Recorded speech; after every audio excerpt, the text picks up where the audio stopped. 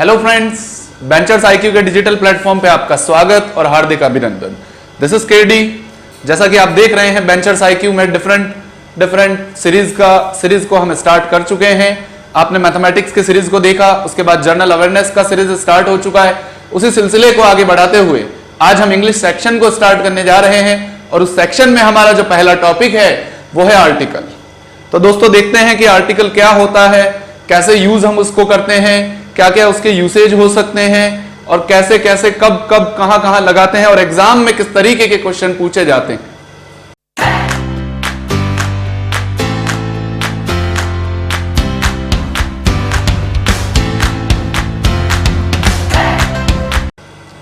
तो आर्टिकल में आपने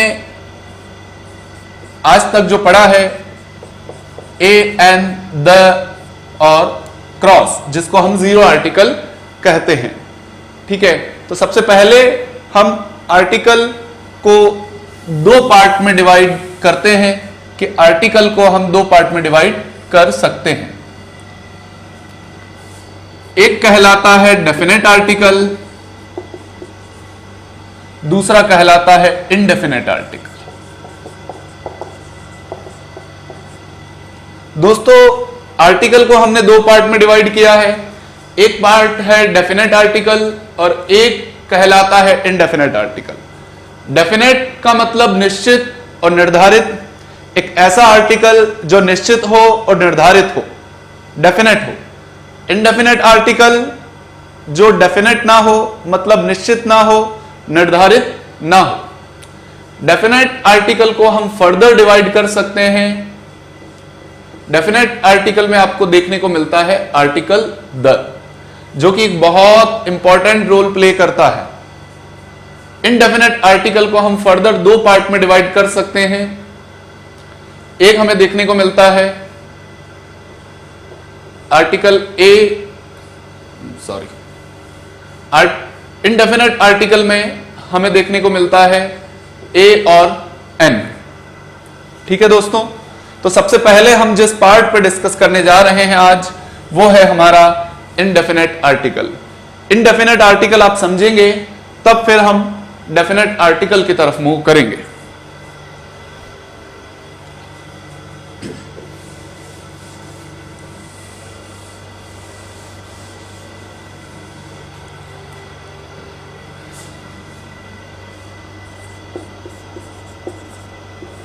ए एन, जिसको हमने इनडेफिनेट आर्टिकल कहा है, अनिश्चित और अनिर्धारित आर्टिकल कहा है। तो इसका डेफिनेशन क्या होता है, उस डेफिनेशन पे हम चर्चा करते हैं। उससे पहले हम एक बात समझ लें कि आर्टिकल ए और एन का जो शाब्दिक अर्थ निकल के आता है वो करीब करीब एक से निकल के आता है। एक, आर्टिकल ए का मतलब एक, आर्टिकल एन का मतलब भी एक। तो आर्टिकल ए और एन का डेफिनेशन क्या है वो हम देखते हैं। आर्टिकल ए और N, it is always used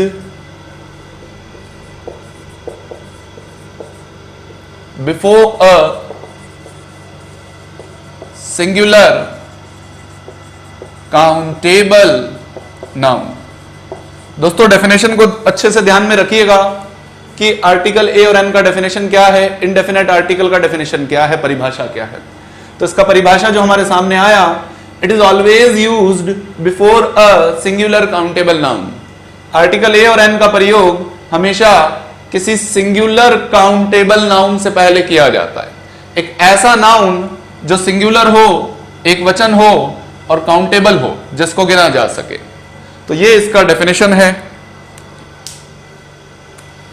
अब दोस्तों काउंटेबल नाउन क्या होता है, इसको हम कैसे यूज करें, इस डेफिनेशन को हम कैसे जस्टिफाई करें, उस पर हम थोड़ा सा डिस्कशन करते हैं।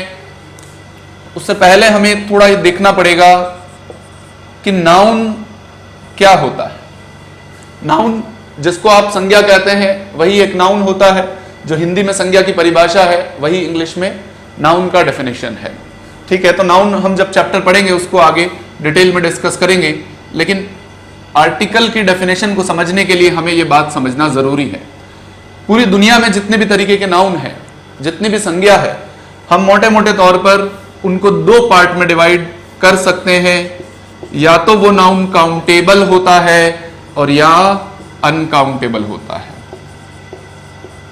आप जितनी भी चीजें देखते हैं, जितने भी नाउन देखते हैं, या तो वो काउंटेबल होता है या फिर अनकाउंटेबल होता है, या तो उसको गिन सकते हैं या उसको नहीं गिन सकते हैं। दो ही चीजें हमें देखने को मिलती है। अगर वो नाउन काउंटेबल है तो उसमें, अगर वो नाउन काउंटेबल है तो या तो वो सिंगुलर होगा या प्लूरल होगा। तो एक बात मेरे समझ में आई कि काउंटेबल जो नाउन होगा उसका सिंगुलर भी होता है और प्लूरल भी बनता है। सिंगुलर तो होता ही है, उसका प्लूरल भी बनाया जा सकता है। लेकिन जो अनकाउंटेबल नाउन है वो सिर्फ सिंगुलर फॉर्म में ही दिखता है, उसका प्लूरल नहीं बनाया जा सकता। तो हमने नाउन को देखा कि हम नाउन को दो पार्ट में डिवाइड कर सकते हैं, एक काउंटेबल है, दूसरा अनकाउंटेबल है। काउंटेबल में सिंगुलर भी होता है और प्लूरल भी होता है। अनकाउंटेबल तो जिसको गिन ही नहीं सकते, तो उसका प्लूरल हम कैसे बना सकते हैं? तो वो केवल और केवल सिंगुलर फॉर्म में ही देखने को मिलता है। ठीक है, अब हम डेफिनेशन पे आते हैं। जो हमने डेफिनेशन देखा था आर्टिकल का कि it is always used before a singular noun, singular countable noun. It is always used before a singular countable noun. तो दोस्तों मेरा क्वेश्चन आपसे यह है, क्या हम किसी भी आर्टिकल का, आर्टिकल इंडेफिनेट आर्टिकल ए और एन का प्रयोग क्या किसी प्लूरल नाउन से पहले कर सकते हैं? तो हम नहीं कर सकते। क्या हम ए एन का प्रयोग किसी अनकाउंटेबल नाउन से पहले कर सकते हैं? तो उसका भी हम प्रयोग नहीं कर सकते। तो केवल और केवल नाउन कैसा होना चाहिए? सिंगुलर होना चाहिए और काउंटेबल भी होना चाहिए। केवल काउंटेबल है तो काम नहीं चलेगा, काउंटेबल के साथ सिंगुलर होना चाहिए, क्योंकि काउंटेबल में आपको प्लूरल नाउन्स भी देखने को मिलते हैं। तो ये इसका एक बेसिक डेफिनेशन हुआ। अब हम आगे बात करते हैं कि ए और एन को हम कैसे यूज करें, उनमें क्या डिफरेंसेस हैं, वो हम देखते हैं। तो ए और एन को हम कब यूज करें और उन दोनों में क्या डिफरेंस हमें देखने को मिलता है? तो सबसे पहले हम ये देखते हैं कि इंग्लिश में टोटल लेटर्स कितने होते हैं।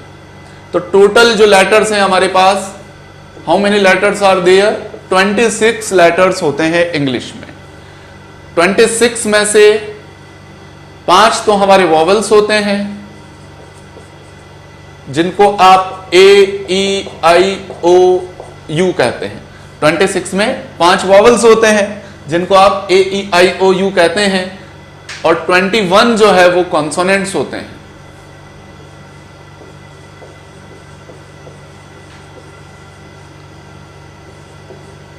ए, ई, आई, ओ, यू के अलावा जो भी हैं, B, C, D, F, G, H, K, L, M, N, P, Q, सारे के सारे कॉन्सोनेंट्स कहलाते हैं।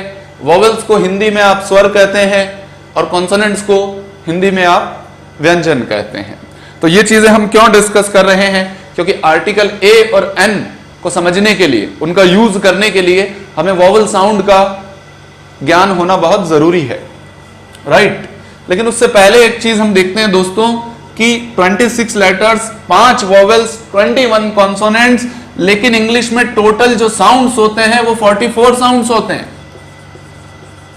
और सारा खेल साउंड्स का ही है। सारा खेल जो है वो साउंड्स का है कि किस तरीके से हम उसको प्रोनाउंस कर रहे हैं, किस तरीके से हम उसको उच्चारित कर रहे हैं। हम जैसा उसको प्रोनाउंस करेंगे, हम जैसा उसको उच्चारित करेंगे, उसी तरीके से आर्टिकल का भी प्रयोग करेंगे, राइट? तो अब हम ए और एन के बीच में डिफरेंस देखते हैं।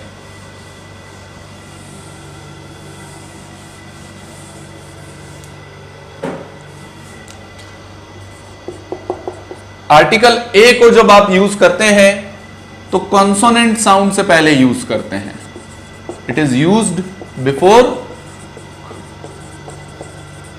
Consonant sound. कि कॉन्सोनेंट का जो साउंड आ रहा है उससे पहले आप आर्टिकल ए को यूज करते हैं। और अगर वही साउंड वोवल साउंड क्रिएट कर रहा है तो फिर वहां पे हम आर्टिकल एन का प्रयोग करते हैं। बहुत बेसिक डेफिनेशन है, छोटी क्लास से हम ऐसा पढ़ते आ रहे हैं कि आर्टिकल ए का प्रयोग, आर्टिकल ए का यूज किसी कॉन्सोनेंट साउंड से पहले होता है और आर्टिकल एन का यूज किसी वॉवल साउंड से पहले होता है। वॉवल हमने देखे ए ई आई ओ यू होता है और उसके अलावा जो लेटर्स बचते हैं वो सारे कॉन्सोनेंट साउंड में आते हैं। ठीक है, आगे बढ़ते हैं, एग्जाम्पल के साथ इसको देखते हैं, फिर आगे फर्दर हम इसके यूसेज पे बात करेंगे।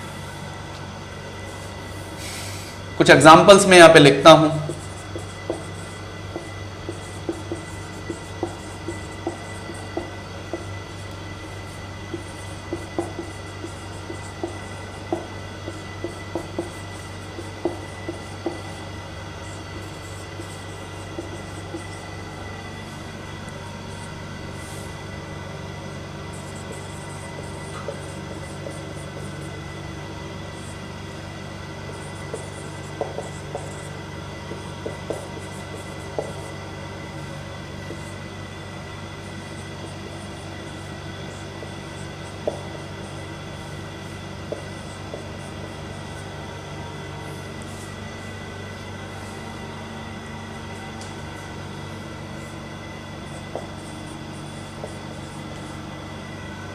तो दोस्तों देखते हैं यहां पे हम किस तरीके से आर्टिकल का यूज करेंगे। सबसे पहले हमारे पास जो नाउन है, सबसे पहला जो वर्ड है हमारे पास वो है बॉय। तो बॉय को आप कैसे उच्चारित कर रहे हैं, अगर आप इनिशियल स्टेज पे इसको समझ रहे हैं तो इसको लिख के देख सकते हैं, बॉय। तो पहला जो अल्फाबेट है वो कॉन्सोनेंट साउंड दे रहा है, इसलिए हम यहां पे आर्टिकल ए का यूज करेंगे। आगे देखते हैं एलिफेंट। एलिफेंट में देखें ए, पहला लेटर को देखें आप, एलिफेंट, तो पहला लेटर ए का साउंड दे रहा है जो कि एक वॉवल साउंड है, अ से लेके अह तक के बीच में है। तो एलिफेंट एक वॉवल साउंड दे रहा है, आर्टिकल एन का यूज करें। दोस्तों सारा खेल साउंड का है, वो वर्ड किससे स्टार्ट हो रहा है वो मतलब नहीं है, मैटर ये करता है कि उसका साउंड क्या आ रहा है। नेक्स्ट वर्ड देखें स्टूडेंट। अब कई लोग सोचते हैं कि सर ये तो स्टूडेंट है, it is not student, it is student, इसलिए हम यहां पे आर्टिकल ए का यूज करेंगे। The next word we have teacher, again article A. Water, water देखो देखने में सिंगुलर है लेकिन परिभाषा पे जाइए, काउंटेबल नहीं है, अनकाउंटेबल है, और हम आर्टिकल ए और एन का यूज हमेशा किससे पहले करते हैं, काउंटेबल से पहले करते हैं। तो दोस्तों यहां पे आर्टिकल ए और एन का यूज हम नहीं कर पाएंगे। आर्टिकल द लगेगा कि नहीं लगेगा वो गारंटी नहीं है, उसको हम बाद में चर्चा करेंगे। फिलहाल आर्टिकल ए और एन को हम यहां पे यूज नहीं कर पाएंगे। The next word we have umbrella, it is umbrella. तो अम्ब्रेला को आप प्रोनाउंस करें, पहले लेटर पे फोकस करें, वॉवल साउंड दे रहा है, an umbrella. The next word union, it is not union, it is not onion, it is union. तो यूनियन को हम लिख के देखें तो कैसा लिखने में दिखता है और कैसा हम बोलते हैं, इट इज यर, it is not vowel sound, it is a consonant sound. Then हमारा जो आंसर है वो आर्टिकल ए के साथ जाएगा। एक बहुत इंपॉर्टेंट वर्ड आपके सामने है ईयर, लेकिन रूटीन लैंग्वेज में हम ईयर बोलते हैं, इसका सही प्रोनाउंसिएशन जो है वो है ईयर। फोनेटिक डिस्क्रिप्शन पे आप जाएंगे, उसके प्रोनाउंसिएशन, उसके उच्चारण पे आप जाएंगे तो आपको पता चलेगा ये ईयर नहीं है, ये ईयर है, इट इज ईयर, ईयर। तो ईयर के अकॉर्डिंग हम आर्टिकल ए लगाएंगे। बहुत सारे कॉम्पिटिटिव एग्जाम में छोटा सा वर्ड आ चुका है, इवन आप एसएससी सीजीएल प्री और मेंस के भी पेपर देख सकते हैं, आपको एरर के फॉर्म में कई बार ये वर्ड दिख जाएगा। नेक्स्ट वर्ड, नेक्स्ट नाउन जो हमारे पास है, अब देखो EWE, देखने में आपको लग रहा है कि इव, लेकिन इव नहीं है, इसका सही प्रोनाउंसिएशन है यू। फीमेल शिप को कहते हैं यू। तो यहां जो हम आर्टिकल पुट करेंगे वो हमारा आर्टिकल होगा ए। नेक्स्ट वर्ड, नेक्स्ट नाउन देखिए ईव। ये एक फेस्टिवल है और इसको हम ईव कहते हैं। क्रिश्चियनिटी के अंदर, क्रिश्चियन माइथोलॉजी में एक फेस्टिवल सेलिब्रेट किया जाता है जिसको ईव कहते हैं, राइट। नेक्स्ट नाउन देखिए, टेबल्स। साहब देखने में काउंटेबल है लेकिन प्लूरल है सर, डेफिनेशन को मैच नहीं कर रहा। जब तक डेफिनेशन को मैच नहीं करेगा हम आर्टिकल ए और एन का यूज यहां पे नहीं कर सकते। तो दोस्तों हमने ये बहुत बेसिक चीजें देखी कि हम किस तरीके से आर्टिकल ए और एन को यूज कर सकते हैं, उनमें क्या क्या डिफरेंसेस हैं, उनका क्या डेफिनेशन है। अभी हमने उनके यूसेज पे बात नहीं किया है, आगे हम उनके यूज देखेंगे कि कैसे हम उनको सेंटेंस में यूज कर सकते हैं और किस तरीके से कॉम्पिटिटिव एग्जाम के अंदर क्वेश्चन पूछे जाते हैं। तो दोस्तों कुछ और एग्जांपल्स के साथ हम आर्टिकल ए और एन को देखते हैं कि कैसे और कहां उनको हमें यूज करना है। सबसे पहला क्वेश्चन मेरे पास है, ही इज खाली जगह MLA, he is dash MLA. तो दोस्तों इस वर्ड को देखें, एमएलए, शुरू तो एम से हो रहा है। अगेन डेफिनेशन पे बात करेंगे कि इसका प्रोनाउंसिएशन क्या है। एमएलए, जो पहला लेटर आप साउंड कर रहे हैं वॉवल साउंड है, तो आर्टिकल एन का यूज कीजिए। ही इज एन एमएलए, वह एक मेंबर ऑफ लेजिस्लेटिव असेंबली है। He is N MLA. He is N MP, MP, again vowel sound create हो रहा है। He is N MP.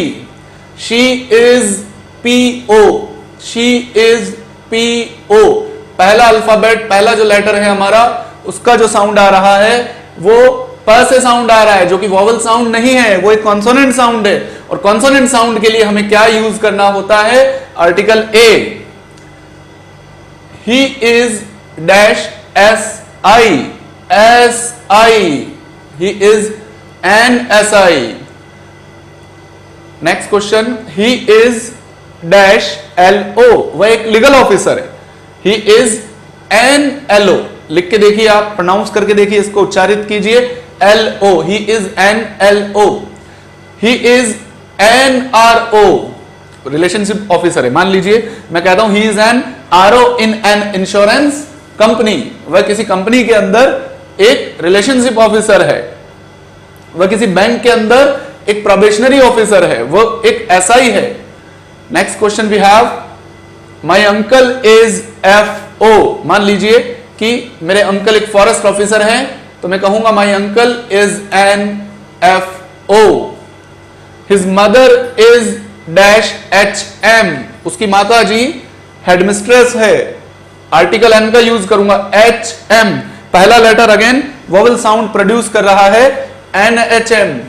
She is an NRI, आपकी कोई फ्रेंड एनआरआई है तो आप कहते हैं she is an NRI, non residential Indian, she is an NRI.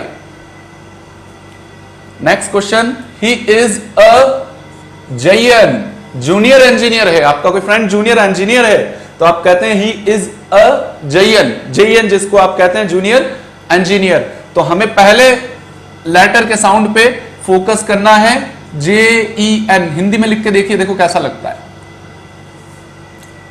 He is xian, X E N, he is an xian. तो ये कुछ हमने एग्जांपल्स देखे। नेक्स्ट वीडियो में हम इसके यूसेज पे बात करेंगे कि आर्टिकल ए और एन के क्या यूज हो सकते हैं, किस किस तरीके से एग्जाम में क्वेश्चन पूछे जाते हैं, उस पर हम चर्चा करेंगे। बेंचर्स आईक्यू के डिजिटल प्लेटफॉर्म पे आप बने रहिए, आगे सारे टॉपिक्स हम डिस्कस करने वाले हैं, छोटी छोटी चीजें हम डिस्कस करेंगे, सारे टॉपिक्स देखेंगे और हर टॉपिक के बाद 50-60 क्वेश्चन हम क्लासरूम टीचिंग के अंदर डिस्कस करेंगे और उसका पीडीएफ भी आपको प्रोवाइड किया जाएगा। Okay, thank you.